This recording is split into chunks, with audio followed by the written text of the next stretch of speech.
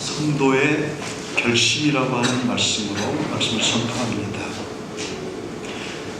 우리가 이 죄악 세상 가운데서 하나님의 말씀이 우리의 삶의 나침판이 되어주시고 우리를 인도해 주시는 그러한 등대와 같은 역할을 해주지 않는다면 우리는 세상 가운데서 방황하면서 갈 곳을 잃어버리고 살아가는 그러한 사람들의 삶을 살 수밖에 없습니다. 마치 짙은 안개 속에서 앞을 바라보지 못하는 그러한 가운데 차를 운전하는 것과 같은 우리의 삶이 되고 말 것입니다. 이러한 우리에게 하나님께서 그리스도를 생명의 빛으로 비춰주셨습니다. 우리가 어떻게 하면 이 예수 그리스도를 따라가면서 이 땅에서 우리의 삶의 목표를 하늘나라를 바라보면서 좌로나 우로나 흔들리지 않고 주님과 동행하는 삶을 살 수 있을까? 오늘 말씀을 통해서 함께 결심하면서 다짐하는 말씀으로 삼고자 합니다. 첫 번째는 과거를 버리는 결심을 해야 됩니다.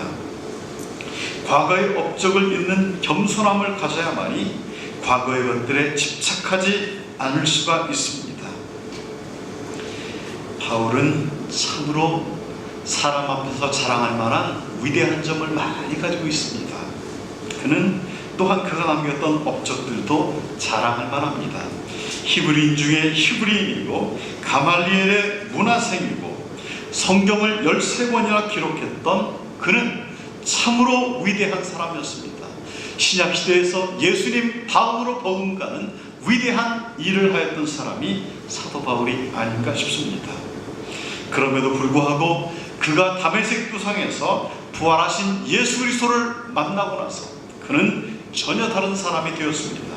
예수를 핍박하던 사람이 살아계신 하나님의 아들을 만나고 나니까 자신의 허물이 비로소 눈에 들어오기 시작했습니다. 그가 우리보다 기도를 더 하지 않았습니까? 그가 우리보다 부족한 점이 많았습니까? 그것은 아닙니다. 인간적으로 봐서도 우리와 비교할 수 없을 만큼 그는 위대한 사람이었습니다. 그러나 예수 안에서 자신을 발견하게 되니까 자신의 장점보다 허물이 더 크게 보였다라고 하는 것입니다. 우리가 주님께 날마다 붙잡혀 살기를 원합니까? 은혜의 삶을 살기를 원합니까? 나의 잘한 업적보다 우리의 허물들이 더 크게 보여지시기를 주의 이름으로 부탁을 드립니다. 그래야만이 사람이 변화할 수 있어요. 그래야만이 더 나아지는 삶을 살 수가 있습니다. 현실에 안주하지 않고 더 높은 목표를 향해서 나아갈 수가 있습니다. 두 번째는 옛날의 습관을 벗어버려야 됩니다. 옛 습관을 벗어버리지 못하고 과거에 붙잡혀 있는 사람들은 새로워질 수가 없습니다. 세상 습관을 버리고 그리스도인답게 살아야 됩니다.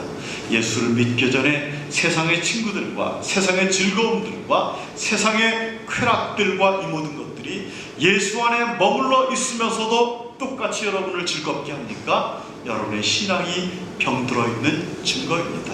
우리는 세상과 타협할 수가 없습니다. 세상 속에 살고 있지만 세상과 타협할 수는 없습니다. 배가 바다 위를 떠다니지만 그러나 배 안에는 바다의 물이 들어오지를 않습니다. 배 안에 물이 들어오는 순간에 배는 가라앉고 말기 때문에 그렇습니다. 우리는 세상을 전혀 등지고 떠날 수는 없습니다. 그러나 세상 속에서 세상을 변화시키면서 우리가 하나님의 빛된 삶을 살기 위해서는 과거에 얽매이지 않고 옛 습관을 벗어버릴 줄 알아야 됩니다. 세 번째는 죄를 벗어버려야 됩니다. 우리의 과거의 모든 죄를 주님께서 십자가에 못 박고 우리의 죄를 용서를 해주셨습니다. 우리는 주님께로부터 감당할 수 없는 용서함을 받은 사람들입니다. 우리의 의로 받은 것은 아무것도 없습니다. 우리의 의로, 우리의 노력으로 받았다면 그것은 그렇게 소중한 것이 아닐 것입니다. 우리가 아무것도 할 수 없는 그러한 상황 가운데서 하나님께서 선물로 당신이 하나밖에 없는 독생자를 내어주시고 십자가에 못 박아 돌아가시게 하셨기 때문에 그 은혜가 더욱더 감사한 것입니다. 두 번째는 과거를 청산하고 앞의 것을 잡는 결심을 해야 됩니다.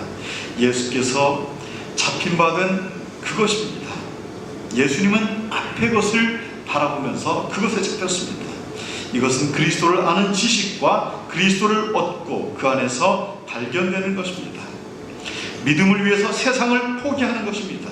여러분은 훗날 여러분의 인생의 족적이 어떻게 기억되기를 바랍니까? 참으로 그 사람은 세상에 있으나 없으나 참으로 흔적도 없었던 사람이다 라고 기억되기를 원합니까? 아니, 그 사람은 세상에 있어서는 안 될 사람이었다 라고 기억되기를 바랍니까? 아니면 그 사람은 참으로 하나님의 형상을 닮은 사람으로서 이 세상에 정말 값있고 귀한 사람으로 빛과 소금의 역할을 감당하는 하나님의 그 살아있는 자녀였다라고 기억되기를 원합니까? 우리가 우리의 결단과 날마다 나를 부인하고 내 안에 그리스도의 영으로 가득 채워서 우리가 허물을 벗어버리고 새 사람으로 거듭나는 그러한 삶을 살아가야 이러한 사람이 될 수가 있습니다. 그것은 예수께 붙잡히는 것입니다. 예수께 전심으로 붙잡혀야만이 우리가 나를 부인할 수가 있습니다. 여러분, 우리의 장점과 우리의 혈기와 내가 보기에는 내가 이 정도면 됐다라고 싶은 것이 하나님께는 약점이 될 수가 있습니다. 여러분, 우리가 그것을 하나님께 붙잡혀야 됩니다.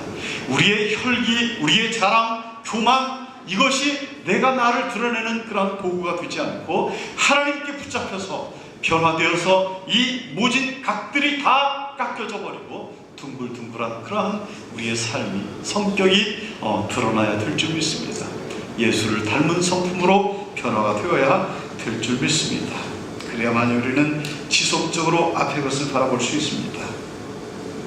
이것은 영원한 것입니다. 영원한 세계를 향해서 나아가는 것입니다. 또한 골로새서 3장 2절의 말씀 가운데 보니까 이것은 위의 것이다, 하늘의 것이다 라고 말하고 있습니다.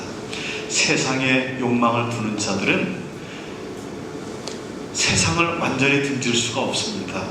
우리는 하늘의 것을 소망하는 소망이 커지면 커질수록 세상에 대한 미련이 적어집니다. 세 번째는 표대를 향해서 나아가는 결심이 우리의 마음 가운데 있어야 됩니다. 표대를 향해서 그리스도 예수 안에서 하나님의 부르심의 상을 바라보면서 쫓아가는 것입니다.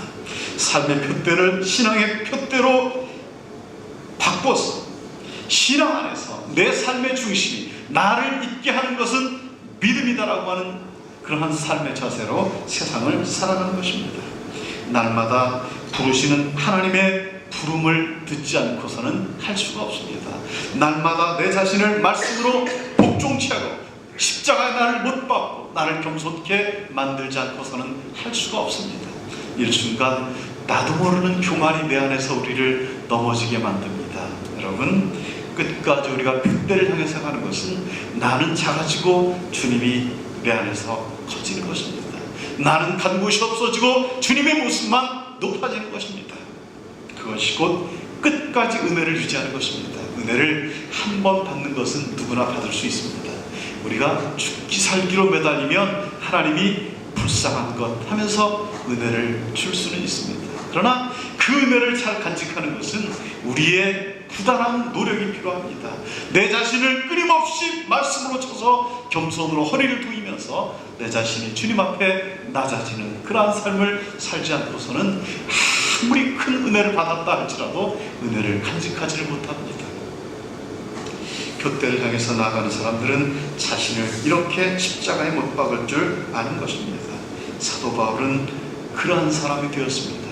부활하신 예수 그리스도를 만난 뒤로 세상의 모든 것들을 배설물처럼 버릴 줄 아는 사람이 되었습니다. 여러분, 우리가 한 해를 보내는 이 시점에서 우리 안에 있는 모든 것들을 다 비워버립시다. 텅 빈 그릇이 되어서 하나님께서 내 안에 채워주시는 하나님의 충만하신 은혜로서 우리가 새 사람을 입는 귀한 우리 새성교회 성도님들이 되시기를 주의 이름으로 부탁을 드립니다.